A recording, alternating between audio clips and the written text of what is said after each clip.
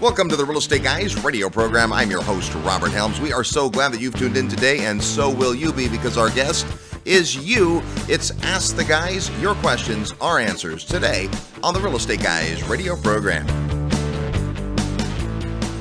This portion of the Real Estate Guys radio program is brought to you by International Coffee Farms, where you can own a parcel of land in your very own specialty coffee farm in Panama for as little as $15,000. Here's how it works. Deeded half-acre parcels entitled Specialty Coffee Farms in Boquete, Panama are turnkey managed professionally on your behalf by a team of local experts.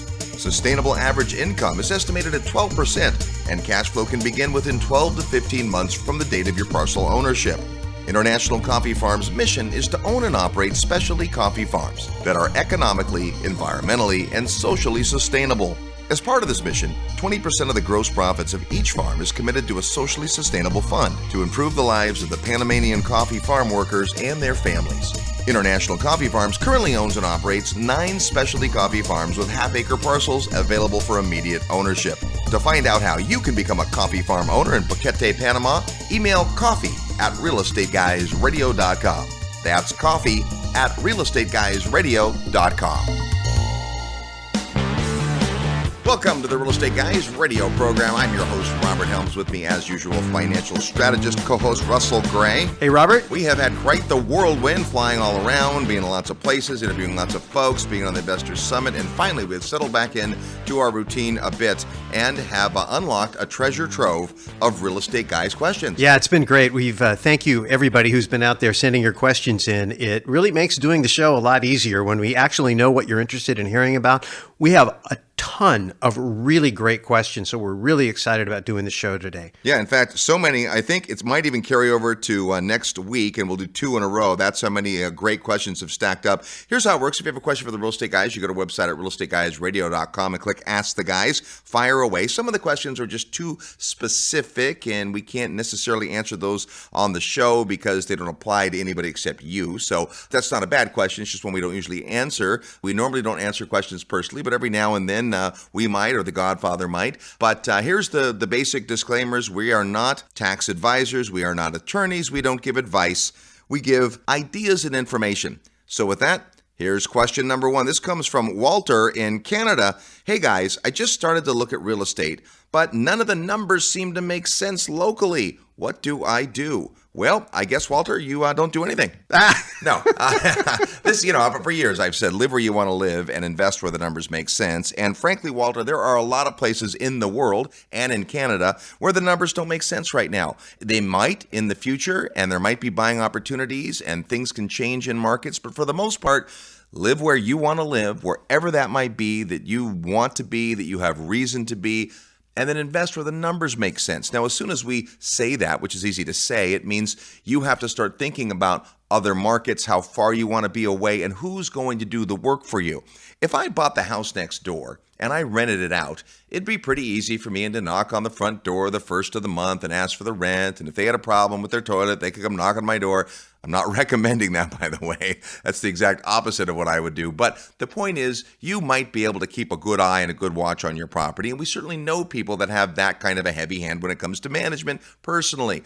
On the other hand, if you bought a property halfway around the world, you would have no choice but to have somebody else take care of it, screen the tenants, schedule any of the work that has to be done, make any repairs or improvements to the property. You would have to build a team. So don't be discouraged that the numbers don't work in your area. Just take a bigger look. Yeah, well, I mean, in any market where the numbers are tight, you spend a lot of time looking for deals. There's always the potential for a good deal in any market. So that's what we love about real estate. Every deal, every neighborhood, every ownership structure, every financing, it's all different. So it's always possible to find a deal. But in a tight market, you can spend a lot of time looking at deals and you come back with the conclusion, gee, I've looked at tons of properties. I can't find anything that makes sense. Well, if you took that same amount of time and effort and looked for markets that did make sense and built relationships with teams in those markets that made sense, where there's a higher probability that people will go out and be able to find deals for you. So instead of you looking for the deal, you look for the market, you build the team, and then you let them bring you the deals. It's a much better way to play. You still have to spend time and money on the front end, but instead of looking for the deals yourself, again, you're looking for the markets and you're building relationships with the team members. Yeah, absolutely. And there's so many different ways to invest in real estate. Part of it depends on how actively you want to be in the whole process. Even if you're investing in a foreign market, it's another province over, it's another country, whatever that is, or it might be close to you, but you don't want to be the one doing all the work. Well, then you've got to build a team. We think of it like this. You start with you as an investor. What's your personal investment philosophy? How hands-on, how hands-off, what class of property, how close to where you live, all those things, the types of properties, the demographics you want to serve, all of that. And once you've figured that out, then you find a real estate market or markets or product type that can work for you. Then you find a team, and you got to get a great team to help. And then finally, you find a property. So that's kind of the way it should go. Most people start with the property, and that can end up in disaster if you didn't land in a good market or didn't get a great team. So as you're looking around, you say, well, gosh, the numbers aren't really working here. Well, there's a couple of ways to go. One is to start networking with folks in your area that are investing out of the area. See what they're doing. They may have gone through this very process that you're going through. Hey, my numbers aren't working here, but they're still investing in real estate. The next thing you do is to open up your horizon and say, based on my personal investment philosophy, the kinds of properties I'd be interested in, where are some of those properties and do those markets make sense? And then go check out a couple. Yeah, I think, what we have in our resource center, if you go to realestateguysradio.com, look under resources, you'll see Resource Network. We have a list of different marketplaces and different providers in those marketplaces. So it helps you a little bit in terms of a shortcut. You've got people that you can talk with who you can go see, and they're in markets that have different performance characteristics, but we've identified markets that we like, that we think where the numbers do make sense. And it's not just the numbers making sense. I mean, you can find marketplaces where numbers make sense, but they make sense for a reason. They make sense for a reason because nobody wants to own those properties. And so to find a market where it's a good, solid market with good, solid economic bones and all of the infrastructure and the things you look for, good, solid prospects for long-term prosperity, and the numbers make sense. Those markets exist right now, largely in Canada, because Canada's been in the middle of a housing boom. Those markets don't exist so much. So you got to take what the market gives you. If you go back and look at our experience, Robert, back in early 2000s when California was just booming. I mean, there was equity everywhere, but the numbers didn't make sense. So eventually we moved out of the Silicon Valley area and got out into the Central Valley, Sacramento area. The numbers made sense. Pretty soon the numbers didn't make sense there either. And now we were off to Arizona and Nevada and different marketplaces looking for better numbers. Well, you're out there maybe, say, in the Midwest, and you look at Detroit, and again, I'm not going to pound on Detroit too hard, but the history was Detroit was a booming city, the richest city in the world, and then through whatever reason, and we could go down a whole rabbit trail on all the reasons why Detroit imploded, but at the end of the day, they were basically giving real estate away. And so you could say, oh, these numbers make sense, but they didn't make sense because they were giving it away for a reason.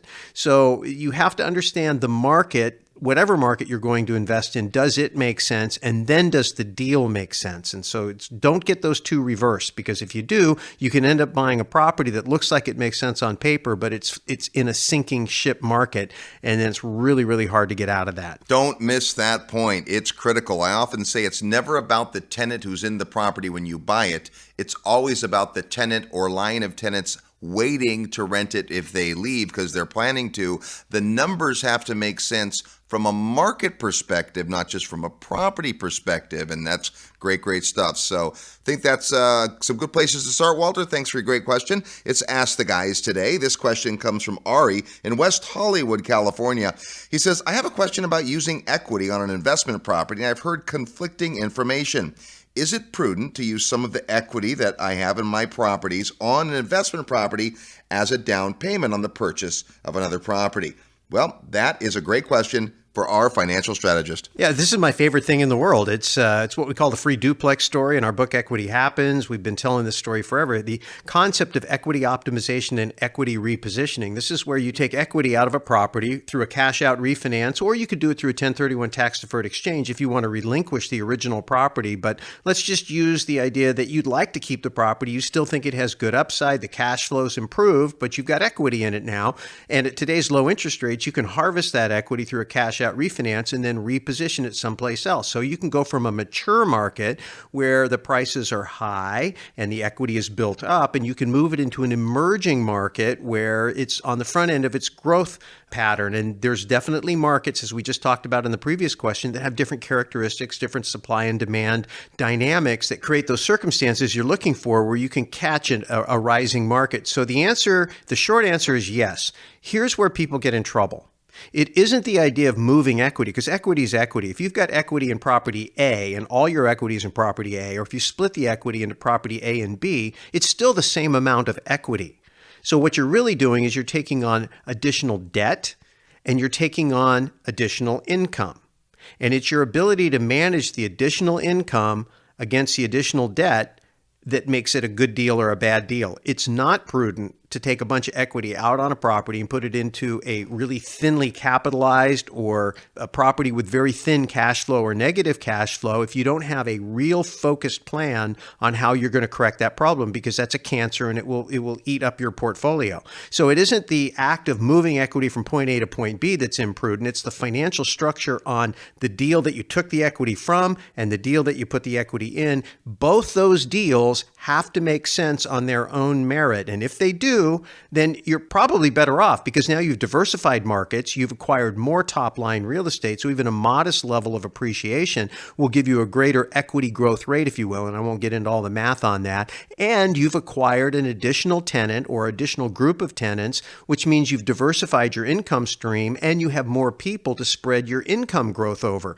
You raise rent a little bit on a lot of people, that provides a bottom line dollar, absolute dollars every month coming in, that goes up by a certain amount is the same as taking one tenant and putting a huge increase. I mean, it just in terms of absolute dollars. So having more tenants, more properties is a diversification strategy that makes a ton of sense. You just have to make sure the underlying financial structure on each of the deals is prudent. That's where people get in trouble. We say do the math, and the math will tell you what to do, so you can crunch some numbers on it. And you specifically asked Ari about taking equity from an investment property and putting it as a down payment for another investment property, and that is certainly prudent. Some people take equity from their home and put it towards an investment property. So the only caveat there is make sure you can live with that decision and consult the other people in your household, because your home is not an investment. I think Robert Kiyosaki has laid out all of the foundational work for that necessary for that argument, but your home is your home. And so why we are great believers in equity and in leverage, both using the equity to leverage and get that optimization that Russ was talking about, we also are probably a little less aggressive overall than we have been in the past based on, all our friends on the Investor Summit at Sea saying we're sailing into some headwinds, plus the fact that you got to sleep at night. So it's where you are in your investment philosophy. But as Russ points out, repositioning isn't a bad idea. It depends on the deals. Exactly. It's Ask the Guys today, your questions and our answers. We've got a stack of great questions. Can't wait to get to more when we come back. You're tuned to the Real Estate Guys radio program. I'm your host, Robert Helms. Real estate investment advice right in your mailbox. Sign up for the free Real Estate Guys newsletter at realestateguysradio.com. Forbes rated Memphis the best cash flow market in the nation. And our good friend Terry Kerr at Mid-South Home Buyers has been the premier turnkey rental property provider in Memphis for over 13 years. With an A+ rating from the Better Business Bureau, Terry has renovated over 750 houses. Real Estate Guys listeners have snapped up hundreds. Discover what these satisfied investors already know. Mid-South's properties are completely renovated with a 1-year warranty and a lifelong rental guarantee. They're affordable, well-managed, and easy to own. Perfect for beginning investors and veterans alike. Get in on the action. Contact Terry and his team via email at midsouth@realestateguysradio.com. If you love real estate and have always wanted to own your own business, listen up. The Real Estate Guys and their panel of experts want to teach you how to go full-time fast in the real estate syndication business. These next few years may go down in history as one of the best times ever to acquire investment real estate. There are deals everywhere if you know where to look and how to assemble the resources. The Secrets of Successful Syndication seminar will show you how to make big money doing big deals from a team of experts that have syndicated projects totaling more than $1 billion. Don't wait for someone to give you a raise or create a job for you. Attend the Secrets of Successful Syndication and learn how to build a team, raise capital, find deals, and make full-time money in 6 months or less. Go to realestateguysradio.com and click on events. All the big players use syndication as a way to diversify risk, optimize profits, and earn big money. You can too. Go to realestateguysradio.com and click on events. Hi, this is Peter Schiff, and you are listening to The Real Estate Guys. Welcome back to the Real Estate Guys radio program, heard every weekend on this great radio station, all the time at realestateguysradio.com. Every 8 to 10 weeks, we like to do Ask the Guys, your questions and our answers. If you have a question for the Real Estate Guys, go to the website at realestateguysradio.com and click Ask the Guys. This one comes from Jonathan in New York, New York. Start spreading the news. Hey, guys, we love listening to your podcast. Thank you. You know, just a hint. When you start your great Ask the Guys letter with how much you love us, there's a better chance it works its way to the top of the pile. So you're quite welcome. In our sales training, we call that setting the table. Setting the table. We're looking into purchasing our first rental unit in Maine. It's a 4-apartment style home. Should we create an LLC in order to purchase to protect our personal assets? The issue with this is that an LLC will require a 10-year mortgage, as it will be a commercial loan. Thank you. All right, Jonathan, here's the deal. You're right. Sometimes your entity structure determines the kind of loan you get. Many people buy a property in their own name because they can qualify in their own name, and that makes a lot of sense. And then they decide to learn about asset protection and say, well, everything should be in an LLC, and then they discover that their LLC can't get a loan. So this is a very common quandary about what do you do for asset protection. So it's also a common newbie question because you sound like a student, which is great, and you're out there looking to do the right thing, which is also great. You've already done some homework and understand some of the pitfalls, and now you've run into this brick wall where you've got to make a choice. And that's the way it always works out. You're going to have to make decisions. If you have a lot of assets that you're worried about protecting, then the added expense might be worth it to you. Now, with that said, you should look at the structure of how you're holding all of the other assets, not the subject property, but your other assets and how you want to protect those. It could be your personal residence and the equity there. There's a way, we just talked about a cash out refinance. You could pull it out. You don't have to put it in another property. You could park it in gold. You could park it in making other loans to other people. There's places to move the money around where it's more private. There's that. Then you've got your retirement accounts, which are largely, again, talk to lawyers, we're not lawyers, but retirement accounts are largely judgment proof. You really don't have a lot of risk of anybody taking those from you. So that's a place you can park net worth, and you don't have as many asset protection concerns there. So the bigger question is really, is the protection that you want to get worth it? So your first line of defense are going to be having great business practices so that people don't want to sue you. You haven't done anything wrong. Number two is you want to make sure you have tight legal agreements so that when there's misunderstandings, it's clear, because a lot of times lawsuits ensue from misunderstandings that a good documentation will take care of. And especially if you build into those documentation things like arbitration, mandatory mediation clauses. And so you don't end up in a lawsuit, you agree to go somewhere and get settled. The other big thing is insurance. If you've got great insurance policies, for the average person, most of the things that are going to go on in your life in terms of managing risk are going to be covered by your insurance. So people who use entities do it for a lot of different reasons, and it's usually on bigger deals, bigger projects. Now, if you decide that you do want to do it, you're finding that, okay, if I do it in an LLC from the get-go, I'm going to go in and I'm going to have to use a commercial loan. Well, it's not just the fact that it's commercial loan, it's commercial terms. It may be harder to qualify for, and not all lenders will loan to an LLC. Plus, most people set up a single-purpose LLC to hold one property. It doesn't have any operating history to qualify for a loan. Yeah, so you're going to end up with potentially a personal guarantee, and that's a whole different issue. So you have to weigh the pros and cons. What in the real world, and again, we're not telling you this is what you should do, but we can just tell you this is what we see happen all the time. All the time. People basically go out and they buy the property in their own name, they finance it in their own name, and then if they want to, they form a single-purpose LLC, same ownership structure, and then they transfer the property into the LLC so they get the LLC protection. You should check with your local property tax authority to make sure that that doesn't trigger a property tax reassessment or some other form of transfer tax. And many times it won't, as long as the ownership is 100% the same and you state it is for tax planning and estate purposes, then normally you can make that transfer.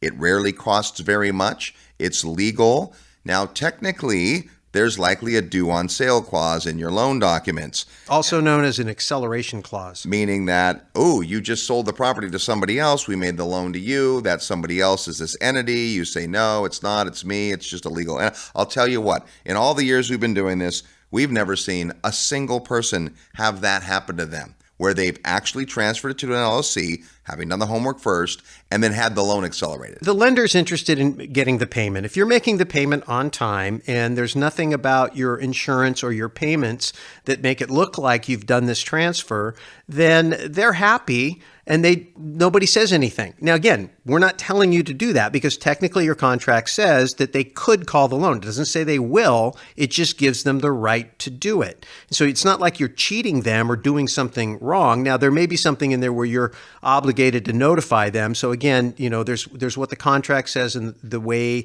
the technical legalities go, and we're not telling you to break the law or not honor your contract. We're just saying that what we've seen in the real world, this happens all the time. People just go, they get the property, they put it in their own name, they get the good loan, they transfer it into the LLC, they make the payments, they pay the property tax, they keep it insured, and nobody ever says anything, and it's all good. When you get ready to refinance, then you're going to have to do a dance because you're going to have to move it back in and out again. This is common even with living trusts. People do this with living trusts. This isn't about asset protection because there's really not a lot of asset protection in a living trust. You're basically doing that to prevent probate costs and upon death. So it's more of an estate planning question. But a lender is going to look at that transfer. And so if you go to do a refinance, a lot of times you've got to move it out of your living trust into your own name, execute the refinance, and then at the end, deed it back to your living trust to put your estate planning structure back in place. So hopefully we haven't overcomplicated the issue, but it's important, right? All these folks are out there preaching and teaching asset protection, and we're big proponents of it. But when the rubber meets the road, it's not always as easy to do as they make it look on late night TV. So just to check with your local authority, find out what other investors are doing, talk to a real estate attorney if you need to do it, but good stuff. So we've hit both coasts and we've hit Canada so far. This question comes from Adrian in Salt Lake City, Utah.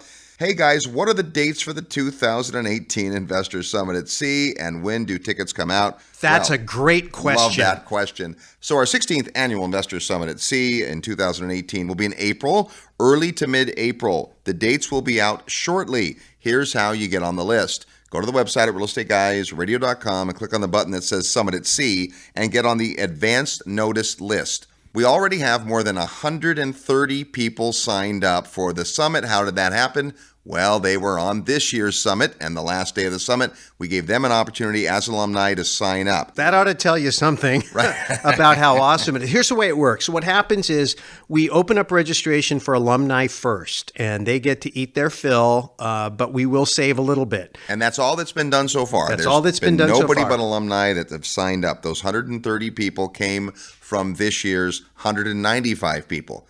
So there's just a percentage of how many on the spot said, I am coming back. Then we have our Syndication Mentoring Club program, and everybody in there gets a chance to register, and they take up a chunk. Then we roll it out to our advance notice list. That could be you. That could be you if you're on the list. Two ways to do that. One way is to go to the website. The other way is to just send an email to Summit 2018, Summit 2018 at realestateguysradio.com, and instantly you're added to the list. So in the 15th annual, the one that we just concluded in April of 2017, we ended up only needing to send 2 emails to our general list, and it sold out. Right. So you definitely, if you're serious and you really want to go, you really want to be on that advance notice list. And even then, we can't guarantee that there's going to be room, but what we will say is you'll know before it's open to the general public. So you'll have a chance, and when you get that, if you're serious, then you want to jump on it because it does sell out. It's going to sell out. This year was ridiculous, arguably our best ever, and that's, I think, why we got such a big uptake to come back again next year. So it puts us a little bit behind the 8 ball in terms of making enough room for new people, because we always want new people. But at the same time, we want to honor the opportunity for the people who have already come and supported the summit. So if you're an alumni out there, it's open season right now. You just have to contact us because it's not open on the website. Right. So get on the advance notice list, and we'd love to have you on the 16th Annual Investor Summit at Sea next year. It's Ask the Guys, your questions, our answers, today on the Real Estate Guys radio program. Live nationwide. You're listening to the Real Estate Guys. Find out more at realestateguysradio.com. Are you ready to profit in paradise? Hi, it's Robert Helms, and if you think real estate investing means tenants, toilets, and termites, think again. Located just a short plane ride from the U.S., a virtually untouched paradise awaits, the beautiful country of Belize. When you go to Belize with the Real Estate Guys, you'll spend 4 fabulous days discovering one of the most intriguing real estate markets I've ever seen. With its jungle rainforest, pristine beaches, and 81-degree turquoise water, Belize is one of the most beautiful places on earth. Plus, it's considered one of the top 7 tax havens in the world. Belize property is on the rise, and many experts think the best is yet to come. But don't just take my word for it. Come experience Belize firsthand at our upcoming investor field trip. When you join us, you'll discover the many reasons we love Belize, like tremendously undervalued beachfront land, super low taxes, ease of doing business, and so much more. Get the details at realestateguysradio.com. Just click on events. See paradise for yourself. Click events at realestateguysradio.com, and I'll see you in beautiful Belize. Hi, this is Patrick Donahoe, CEO of Paradigm Life. Wall Street and banks spend billions of dollars per year in advertising with the goal to convince you that they are the solution. But take a look around. None of their advice has worked. If you're listening to this, odds are pretty good that you're already a real estate investor, or at least becoming one. So why do you do it? Is it to hedge inflation, the tax benefits, or maybe it's to get your money away from Wall Street? It's because of these benefits and so many more that I created the Real Estate Investor's Guide to the Perpetual Wealth Strategy.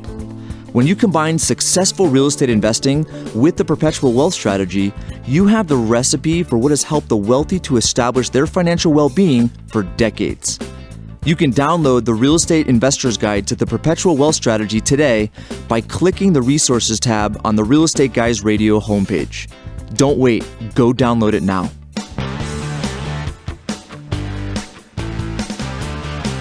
Hello, this is Robert Kiyosaki. I'm the author of Rich Dad, Poor Dad. And if you're serious about learning how to invest in real estate, listen to the Real Estate Guys. They really know what they're talking about. Welcome back to the Real Estate Guys radio program. It's Ask the Guys today. Your amazing questions and our attempt at answers. Speaking of questions, it is time to play Real Estate Trivia. That's your chance to win a prize if you can answer a real estate trivia question that we have for you in just a minute. As soon as you hear the question and think you know the answer, fire off an email to trivia@realestateguysradio.com. Include your name, the answer to the question, and your mailing address. Because if you're the winner, we're going to send you a copy of Rich Woman by Kim Kiyosaki, a great book. Whether you're a woman or a man, you need to read this book, and it could be yours if you know today's real estate trivia question. Our last show was Clues in the News, and we asked this: what is the widest river in the world? Yeah, years ago we asked what the longest river was. Well, it turns out the widest river in the world, according to the Guinness World Records, is the Amazon River in South America, which is also, of course, the longest river in the world. The width of the river is around 202 miles, where the Amazon opens into the Atlantic Ocean. That's pretty wide. Here's our real estate trivia question for this week. The year 1773 marked the very first scheduled stagecoach route in the U.S. Where did it go? Yeah, the first scheduled service on a stagecoach went from one city to another city in the U.S. Which were those cities? That's a hard question, but it's a great prize. If you know the answer and you're the first to get it to us at trivia@realestateguysradio.com, you're going to get a copy of Rich Woman by Kim Kiyosaki. That's today's real estate trivia question. It's Ask the Guys. Your questions and our answers. Great questions from our listeners. If you have one, go to the website at realestateguysradio.com and click Ask the Guys. This comes from Cheryl in Pacifica, California. She says, my spouse and I just paid off student loans and a vehicle loan. Essentially, we're free of debt. Well, good job. Our goal is to save $100,000 this year and buy rental property on the big island of Hawaii, where we eventually plan to live and to start establishing some cash flow. We also plan to take a year off and live off my spouse's retirement while visiting Southeast Asia, South America, and Africa. We are frugal and have simple needs. Would it be better to invest $100,000 with a syndicate for better monthly cash flow return? All right, this is actually a really great question for a lot of reasons, Cheryl. Obviously, your personal situation, but I think a lot of folks can relate to some things in here, which is why we chose it. Here's the deal. You could invest in a single property that is going to provide rent and cash flow that eventually you will retire in. Okay, that's a strategy. The second strategy is to invest with the syndicates. We'll talk about that secondly. But the first idea is this. The property that you want to retire in 5 years, 10 years, 20 years, whenever that is, may not be suited as a great investment property. Why would you think the same property could fulfill two very different needs? I remember we had a gentleman come to us in a particular market we do a field trip in, and he said, I want to get a property that I can bring my kids every summer and vacation as they get older, and I want it big enough that they can bring their friends, and then we want it to provide cash flow for us for the next 5 or 10 years, and we see ourselves living here in 10 years. And I said, well, would you live in a big giant house when it's just the two of you? Well, we probably wouldn't need that, right? But you need that if you've got all these kids and all their friends coming. And then what makes you think that property is the best thing to rent in this market? Well, it's not. Pretty quickly, he came to the realization that one property cannot solve three different needs. So in this case, it might be that you find a great home you'd like to retire in, but it may not provide the same cash flow. So why not buy a cash flow property, let it cash flow, pick it based on its return and its ability to appreciate over time based on it being in an amazing market like Hawaii. And then when it's time to retire, use that cash flow and equity to buy whatever you want to live in. So that's the first, just a paradigm break in thinking that may not be the same property.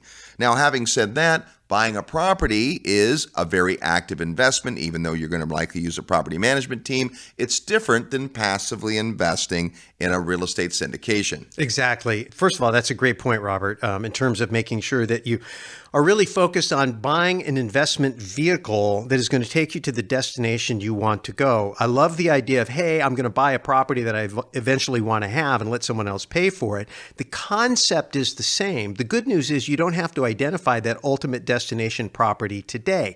All you've got to do is pick the best investment vehicle to grow whatever kind of wealth you're looking for. So if you buy a property primarily for its cash flow potential, then you will primarily have cash flow. Marketplaces that historically provide great cash flow haven't necessarily provided great equity growth, because equity growth grows out of supply and demand imbalance. And so at some point, the numbers just don't make sense. The person we were talking to from Canada earlier is in a marketplace where the equity growth has been amazing, but now the cash flow numbers don't make sense. So you couldn't really buy into that market.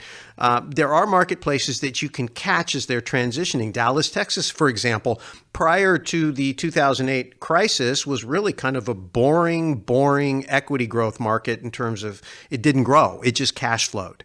And then what happened is after the market crashed, it became one of the hot markets to buy in, to move in because there were jobs, and it became more of an equity growth market, although the numbers still make sense. And it's still in that transition. It's like what happened to Southern California. Many years ago, Southern California rents were low and there were plenty of property and things were still being built. But today, Southern California is very crowded. The incomes are very high. The property values are very high, and the rental values don't make as much sense. So it goes back to what we talked about at the top of this particular episode about picking markets that have certain characteristics. So if you're looking for long-term equity growth so that at some point you can cash that equity out, cash flow is about controlling the mortgages that allow you to control that property over time. And what you're looking for is supply-demand dynamics that lean more towards long-term price appreciation as opposed to just simply the highest cash flow yield.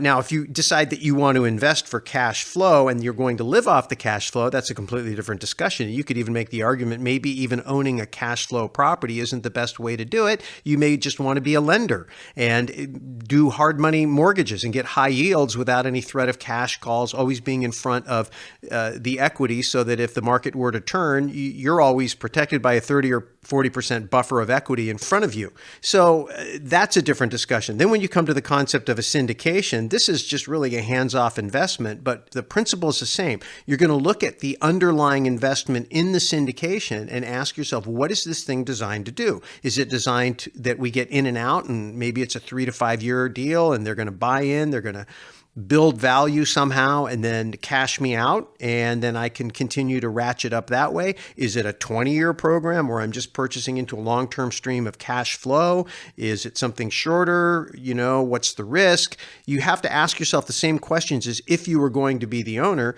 What you really get out of it is you don't have to deal with it. You're basically hiring the syndication manager to run the project for you so you can traipse around the world and do what you want to do and not really have to think about it. Well, in your case, that sounds like it might make sense because you've already said, I'll be traveling for a year to different places. The last thing you need to do is land in Southeast Asia and get a call from your property manager that the water heater's gone out, and what's the decision you need to make. When you invest in a syndication, you don't make any of those decisions. You don't deal with any of that stuff. That's what I like about investing passively in a syndication. Now, what do you have to do? You have to vet the deal and the sponsor. Who is it that's putting the deal together? What's their track record? You are now coming alongside somebody to invest in a business, in real estate, in an ongoing concern, and that's going to provide the cash flow you need and or the equity growth. Back to that, because you said you're going to live off your spouse's retirement.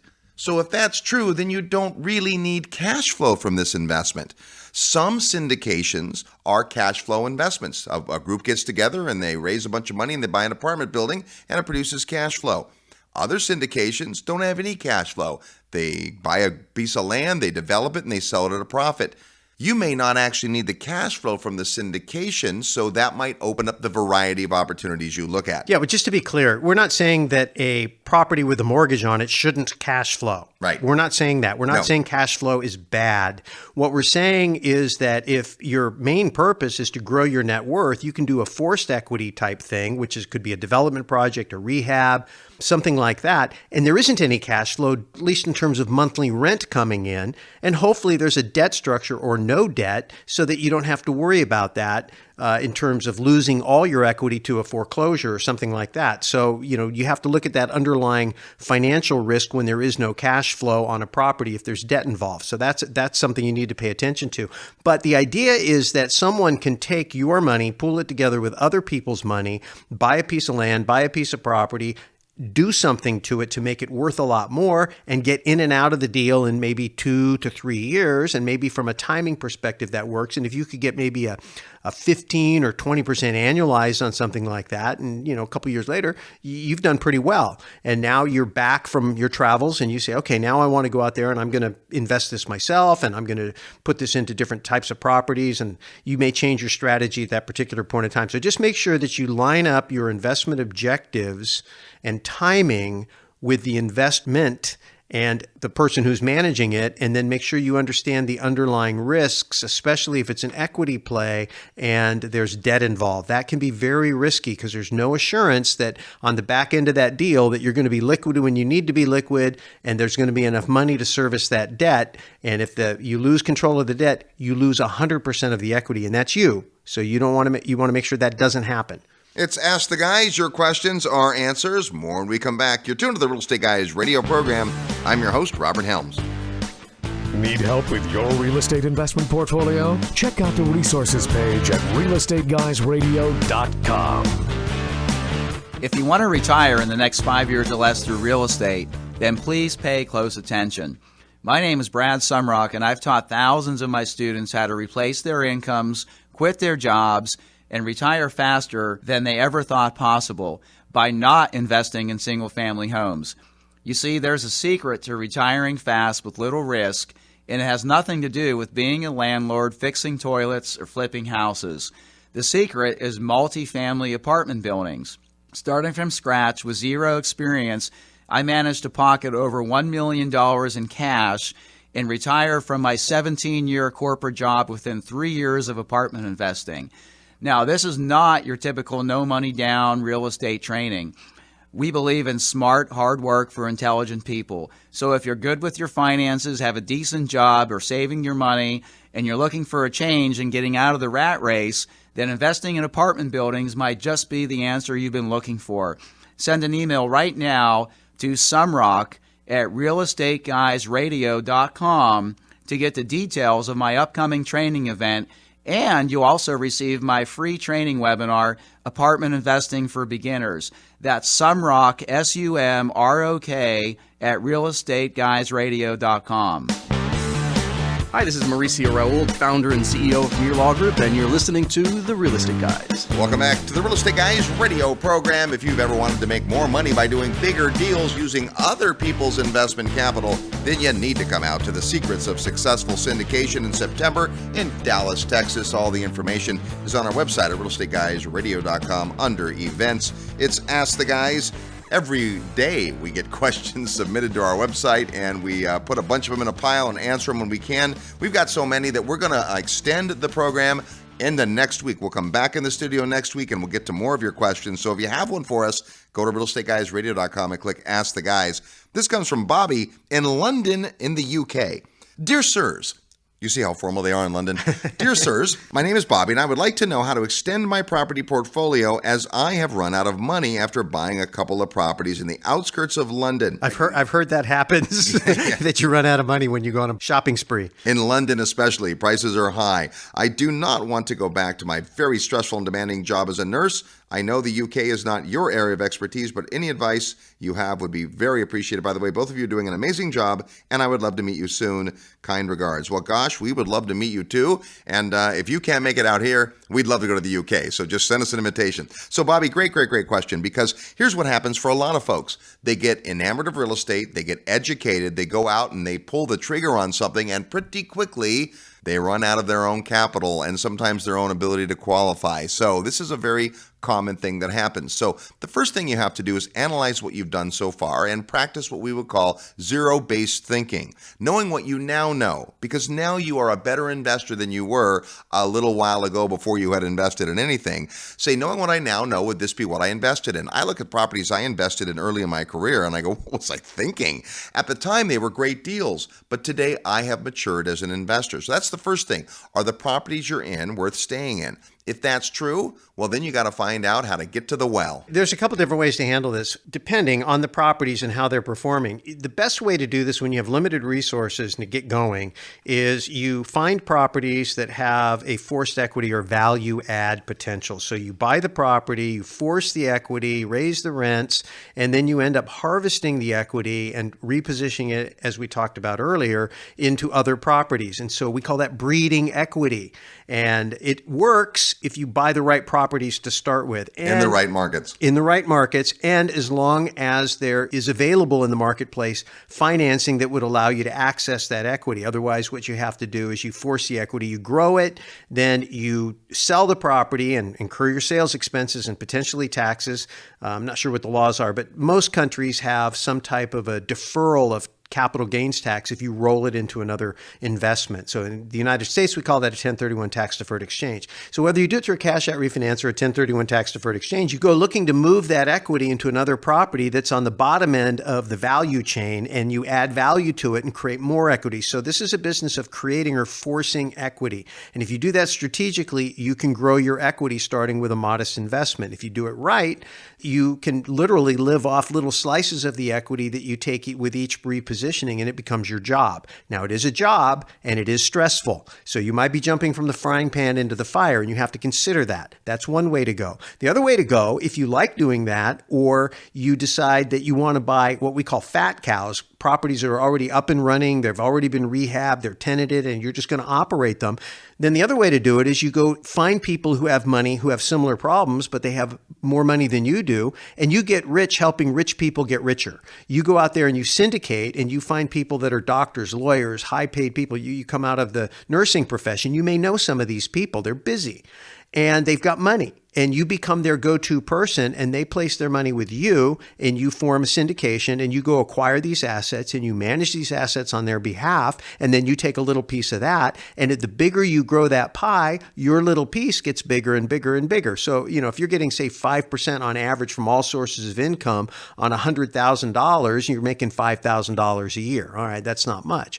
But if you have $1 million, now you're making $50,000 a year. If you have $10 million, now you're making $500,000 a year. So the short path in our world for someone who's got the skills and the hustle is to go out and build your brand, build your network, learn how to syndicate, leverage what you know how to do, and do it for other people who have more money than you do, and then you become rich, helping rich people get richer. Yeah, absolutely. And again, syndication is not for everybody. Not everybody wants to be in the business of raising capital, but if you're interested in real estate, if you've got the bug, if you have some experience, it is a great way to leverage that. So that's certainly worth considering. But either way, just remember that financial pictures change, and you may have to sit out a little while, but keep your eye on the ball, keep looking at deals, keep your head in the game, and that way when an opportunity comes up, because sometimes there are low down opportunities that come up, there are don't wanters in real estate, just stay active and you will find some more real estate to put in your portfolio. Well, that just brings up one little tag-on comment. You know, you may be able to find ownerships where someone's got a property and they've got equity,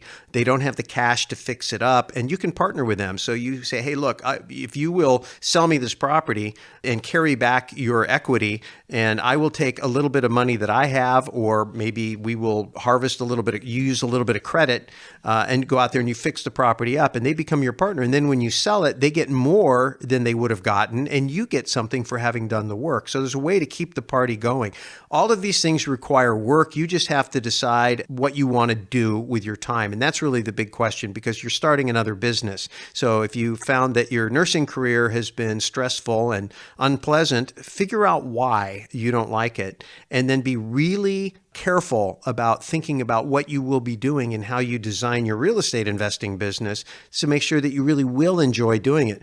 When you find work that you're good at, that you enjoy, that pays you well, and you get to work with people and in a subject matter that's interesting to you, even though you're working very hard like we do, it never feels like work. You're always just running around having a good time. And we've been able, very fortunately, through the gift of real estate and our love of teaching, to build a business and a lifestyle where we work all the time, but we never feel like we're working. And I hope you're able to figure that out for yourself as well. All right, great stuff, Bobby. Thanks for your question. This next question comes from Joel in Boston, Massachusetts. Hey guys, I'm putting deals together, working with investors, syndication, but I feel I might be offering too much percentage profit split on the investment. What's a good percentage to offer investors who provide the investment funds? I'm trying to find the sweet spot, not too much, not too little. All right. Well, folks that do raise money have this exact issue to figure out. When you find a great deal, you can buy it with your own capital, and then you get all the profit. If I find a great deal and I have no money, I'm going to go raise capital and they're going to get a percentage of the profit. I'm going to keep a little myself. The hybrid is, and our favorite is, when you invest some of your own money, so you're eating your own cooking, and you raise the rest, what is a fair split? 32.98% is the magic. Here's the thing. There is no magic formula to this. It is a huge, gigantic, it depends. We have done deals where we have simply done 50-50 splits, and that has made sense for both us and the investors.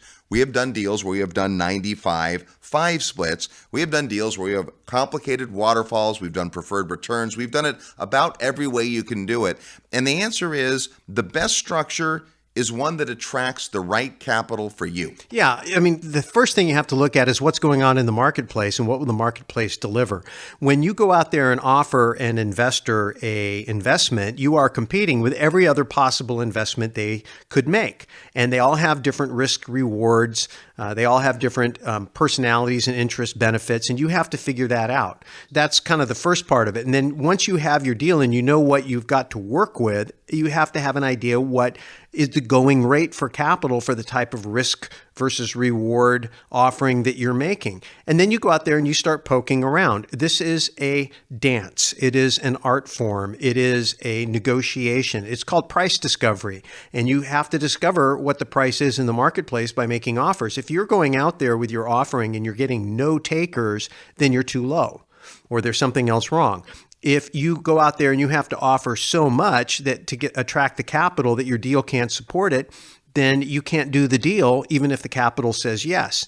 And of course, you have to decide what you're willing to work for. So this is a complicated question, but in the real world, it's not that complicated. It starts with going out and looking for the best deal you can, and then going out and talking to people about opportunities and seeing what they would be interested in. Now, the best way to do this is before you have a deal. Because when you're having casual conversations with people saying, hey, Mr. Investor, Mr. Prospective Investor, here's what I do. I go out there and I find real estate deals that provide returns, and I like to share those with people. If I were to come to you with the perfect deal that offered you a rate of return on an annualized basis, what would it take to get your interest? Would you be willing to invest for 2%? Would you be willing to invest for 4%? What number would make sense to you? And then they would say, oh, well, I'd invest for such and such. Okay, say, that's great. Do you have any investments that are doing that right now? Oh, no. Okay, then you want to invest in fantasy land. Nice. We had a guy come to us and said, look, here's our deal. I'm a cash buyer. I got money. You bring me a deal. I want 50% cash on cash. So, okay, that's great. Good luck. He's still waiting for He's a still return waiting. call. The deal didn't exist. It's worse than that. Since then, we found several deals that perform better than that, and we don't call that guy. Right? I mean, that's just not how it works. So here's the reality. You're going to settle on a sweet spot of market and property type that fits a certain demographic. If I'm buying apartment buildings that are providing a 7% cap rate, and they're stable and they're in good markets, and I'm going to split that revenue with the folks putting up the money, I'm going to have to give the majority of the return to them because there's not enough slice in the pie, if you will. But if it's a big building, if it was a lot of money, I'm going to get paid my share. Even though it's a small percentage, it's going to be a healthy amount. On the other hand, if you're doing a lot of digging, if you're doing a ground up construction deal, if you're doing all of the work, you might make half of the return because all they're doing is putting up the money. So it just completely depends on the deal. Here's what I would say. When you start out in syndication, err on the side of paying more to the investor. Err on the side of taking less yourself while you're learning, while you're building track record, while you're building what we call your experience resume. Give the lion's share to the investor because the purpose of doing the first few investments isn't to make a fortune, it's to build a business. And emphasize predictability. You want to be consistent. You want to be dependable. You want to be money in the bank, if you will. You want to be a good bet. So if you do a high-risk deal right out of the gate and you're swinging for the fences, if I just do this one deal, I'll make enough money and I'll never need to use investors again. That could be great, but if you crash and burn, then that is your reputation, that is your track record. If you've got something already in your own portfolio, that can be great. You take something that's real, that you already know, that's performing well, and rather than go take a risk on something new, you just sell a piece of what you already have and know to a group of investors, and you give them a predictable result, build a track record, get a little working capital, and you go take the new venture risk with your own money and build a track record that way. So there's different ways to approach it, but the key is you have to get to know your demographic and what they're looking for and what it's going to take to attract them, and then put together deal structures that you honestly believe that you will get up every day and do the work for. Because if you take money and don't do the work, then that's stealing. All right, there's a bunch of great questions. We couldn't get to them all, which is why we're going to continue Ask the Guys next week. If you have a question for the Real Estate Guys, go to realestateguysradio.com and click Ask the Guys. Hey, just got back from an amazing field trip to Belize. Big hello to all the great folks that we met lots of great listeners on the Belize field trip. We're doing it again in August. The dates and all the information available on our website at realestateguysradio.com under events. You'll also see some of the places we'll be this summer. We're going to the Freedom Fest in July, and we're getting ready for the New Orleans Investment Conference next October. So come on out and see the Real Estate Guys, whether it's at one of our events or somebody else's. Until next week, go out and make some equity happen.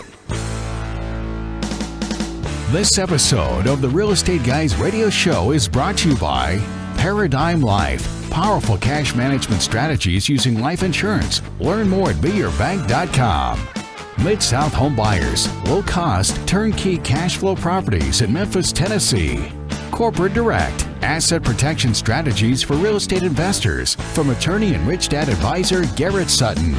Find these and other great companies under the Resources tab at realestateguysradio.com. To learn how you can expose your product or service to the Real Estate Guys audience, call 888-489-7723 extension 4. That's 888-489-7723 extension 4. Or use the feedback page at realestateguysradio.com. Thanks for listening, and we'll see you next week right here on the Real Estate Guys Radio Show.